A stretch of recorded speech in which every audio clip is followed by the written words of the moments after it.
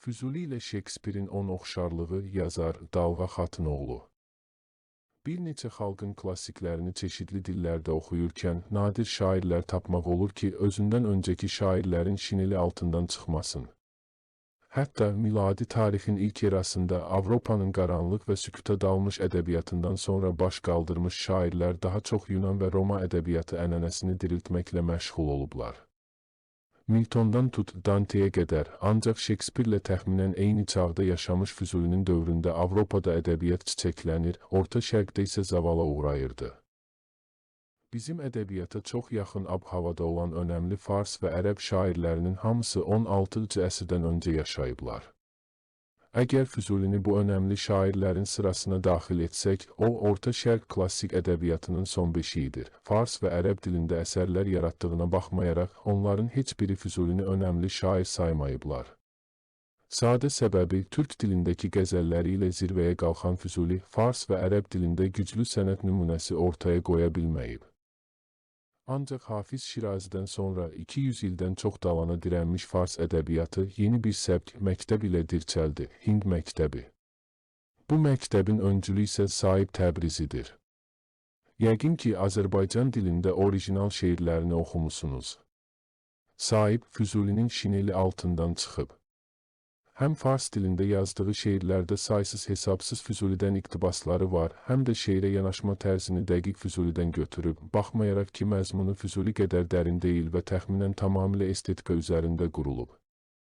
Bu səbkdə şair həqiqət, fəlsəfə, dərin düşüncələr yerinə sırf gözəllik yaratmağı məqsəd seçir. Biraz bəsit desəm, şair miniatür rəsmi çəkməklə məşğul olur. Belə bir səbkin yaranmasının nədənlərini ayrıca bir məqalədə geniş açıqlamaq gərəkir, ancaq bunu xüsusi qeyd etməm lazımdır ki, fars və ərəb ədəbiyyatı keçən erada birinci fəlsəfəyə, sonra isə irfana söykənib. Nəhayət 13-cü əsrdə ən parlaq sima Hafiz Şirazinin qəzəllərində bu ikisi harmoniya təşkil edib. Tam mükəmməl şəkildə bir-birinə qarışıblar.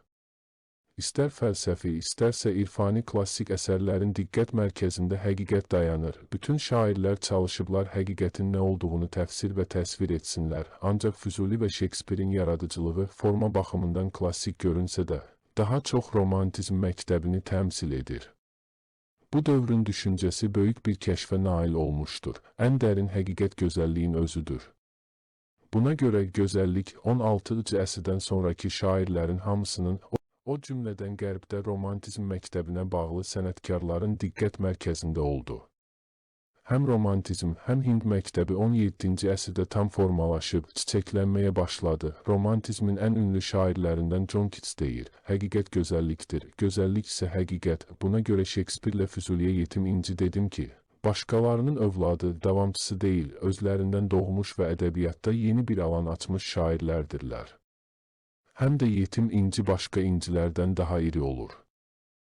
Şekspir daha çox dramları ilə məşhurdur, ancaq şübhəsiz onun yaradıcılığının zirvəsi sonetləridir. Mən neçə ildir ki, bu sonetləri fars və Azərbaycan dilinə çevirməyə vaxt ayırıb, bir də Füzulinin divanında olan saysız səhvləri düzənləyib, hər iki əsərdəki şeirləri açıqlayıb, nəşrə hazır edirəm. Ümid edirəm ki, sonunda səmərəli bir iş olsun. Bundan öncə Nizami və Şekspirin on oxşarlıq və fərqi haqda yazmışdım. Eyni formada Füzuli ilə Şekspir haqda yazmaq pis olmazdı. Daha çox iki şairin lirik əsərləri, yəni qəzəl və sonetlərini diqqətə alıram. Şekspir və Füzulinin on oxşarlığı və fərqi bir. Hər iki şairin pik yaradıcılığı lirik qəzəlləridir. Sonet mahiyyətcə qəzələ bənzər bir tür lirik şeirdir. Daha çox da qəzəl kimi musiqi müşayiəti ilə oxunur. Ancaq Füzulidən fərqli olaraq Şekspirin başqa əsərləri elə sonetləri qədər önəmlidir. Könül, könül, yetdi əcəl, zövq-i ruh-i dildar, yetməzmi? آغاردیم سر sevdای زلف یار yetmez mi?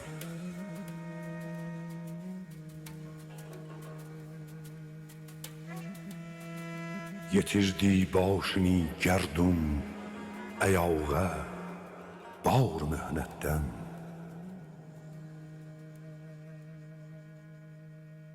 Xiyali halqi cisuy anberba yetmez mi? Biz Füzulini yalnız Azərbaycan dilində başqa şairlərlə müqayisə etsək, əlbəttə ki, başqa əsərləri də önəmlidir. Ancaq tutalım, Leyli və Məcnun əsərini Nizami Gəncəvinin yaratdığı əsərlə müqayisə etmək olmaz. 2. Hər iki şair platonik şairlərdirlər, xüsusilə də Platonun sevgi haqda yazdığı Simpozium əsərinin dərin təsiri altında olublar. Füzulidən fərqli olaraq, Şekspirin yaradıcılığı hədsiz Platonun təsiri altındadır. Xüsusilə də Marsilio Ficino'nun Platonu Latin dilinə çevirdiyinə görə. 3. Hər iki şair çeşidli dillərlə tanış olublar. Şekspir Latınla İngilis, Füzuli isə ərəb, fars və Azərbaycan türkçəsini bilib. Ancaq dildən istifadəyə gəldikdə Şekspir daha çox uğura nail olub. Hətta İngilis dilində yüzlərlə yeni söz yaradıb. Füzuli dilin özündən çox onun yaratdığı təsvirlərə diqqətini yönəldib. Ona görə əsərlərində bu qədər ərəb, fars, türk dili qatqısına önəm verməyib. 4. Hər ikisi yeni bir səbk, üslub, stili yaradıblar. Şekspirin sonetləri möhtəva və forma baxımından özündən öncə yazılmış sonetlərdən fərqlidir. Tema isə tamamilə fərqli mövzulardır. Daha çox insani və gündəlik həyat mövzularını diqqətə alıb. Füzulinin qəzəlləri isə sırf fəlsəfə və irfani düşüncələr üzərində qurulmuş qəzəllərindən fərqlidir və təxminən bütün diqqətini təsvirlərlə gözəllik yaratmağa yönəldib. Şekspirdən fərqli olaraq Füzulinin yaratdığı səbk birbaşa böyük bir məktəbin yaranmasına səbəb oldu. Romantizm dolayısıyla Şekspirdən başlanıb, ancaq bir çox evrimlərdən sonra bir məktəbə çevrilib. 5. Hər iki şair divanlarını sevgi ilə başlayıblar. Birinci sonet deyir ki, həyatın son qayəsi gözəlliyi qorumaqdır. Füzulinin birinci qəzəli isə həyatın son qayəsini sevgi adlandırır. Bu məqamlar çox önəmlidir.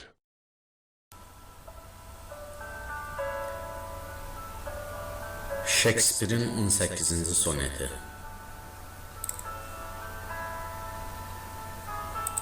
Shall I compare thee to a summer's day? Thou art more lovely and more temperate. Rough winds do shake the darling buds of me. Səni bir yaz gününə bənzədimmi? Amma sən daha sevimlisən, daha mülayim.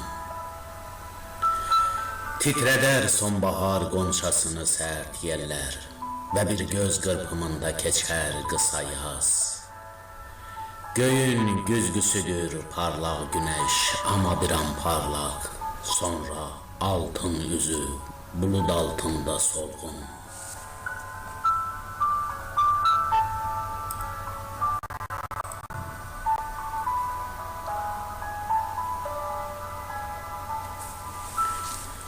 Tükənir bütün gözəlliklər, dəyişildikcə doğanın axarı, keçincə ömür, ya da bir qəza olunca ansızın. Amma sənin gözəl yazına pozub yox, kimsə son qoyamaz o sonsuz gözəlliyə, əbədi durunca şeirimdə adın, sonuncu insanın son nəfəsinə dək.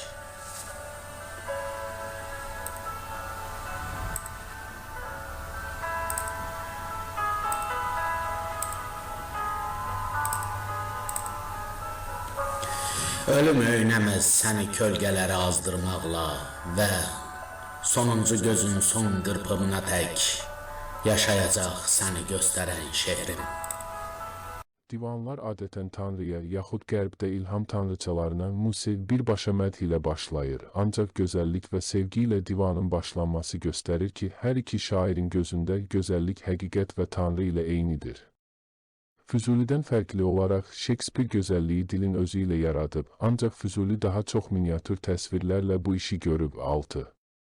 Hər iki şair başqa janrları, o cümlədən poemanı denəyiblər.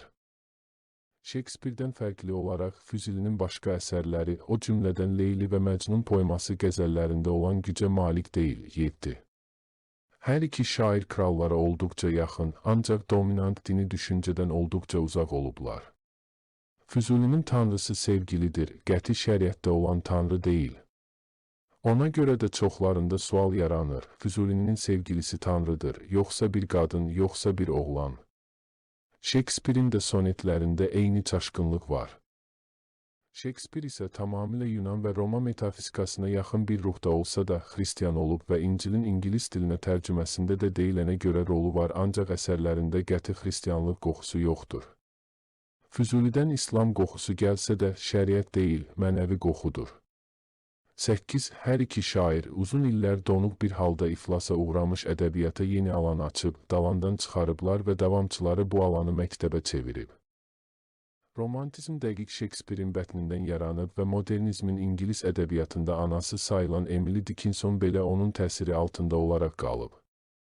Füzulinin səbkinin çox təəssüf ki, Azərbaycan dilində davamçısı olmadı, ancaq bir əsr sonra fars ədəbiyyatında yeni bir məktəbin yaranmasına səbəb oldu. Xatırladım ki, fars ədəbiyyatında 4 əsas məktəb var, üçüncüsü Hind məktəbidir. Yəni Füzulinin rolu çox önəmlidir. 9. Hər iki şair öz dillərində ən yaradıcı sənətkarlar hesab olunurlar. Ancaq Shakespeare'dən fərqli olaraq Füzuli dünya səviyyəli bir şair ola bilmədi. Hətta fars dilində bir məktəbin yaranma təməlini qoyub, bu dildə Azərbaycan dilindəki boyda divanı olsa belə onu ciddi şair kimi qəbul etmirlər və haqlıdırlar. Hər halda fars dilində onlarla möhtəşəm şair var ki, hansının başqasından güclü olmasında da fikir ayrılıqları var. Digər səbəb Shakespeare'in əsərlərində insani və ictimai mövzuların, o cümlədən insanın içgüdüsü, təbiəti və mahiyyəti ilə bağlı çox dərin baxışlarıdır. Sir deyil ki, Schopenhauer yaşama yönəlik iradə ideyasını Shakespeare'dən götürülüb və bunu filosofun özü də deyir. Sənətin qəribəliklərindən biri də budur. Füzulinin öz dediyinə görə eləcə də şeirlərindən görünür ki, hədsiz mütaliəli olub, hətta fənləri öyrənmək üçün gəncliyini qoyub, ancaq onun əksinə Shakespeare kitabları deyil, canlı insanları diqqət mərkəzinə almaqla məşğul imiş.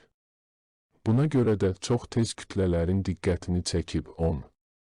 Hər iki şair bir əsərdə müxtəlif janrlardan istifadə ediblər. Füzulinin Leyli və Məcnun əsərinin forması məsnəvidir, ancaq əsərin ortasına bir çox qəzəlləri daxil edib.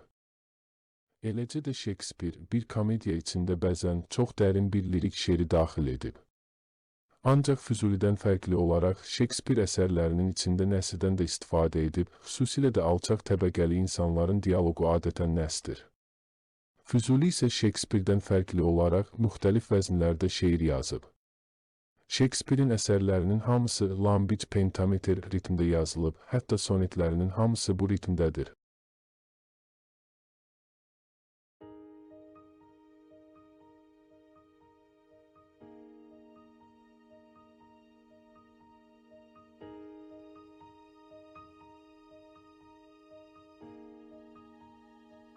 Shall I compare thee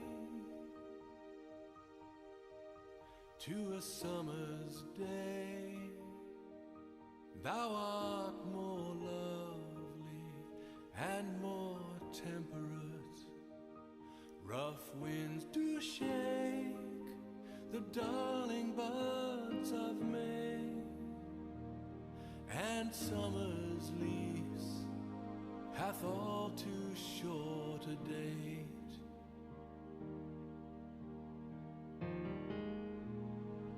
Sometime too hot the eye of heaven shines, and often is his gold complexion dimmed, and every fair from fair sometime declines by chance or nature's changing course untrimmed.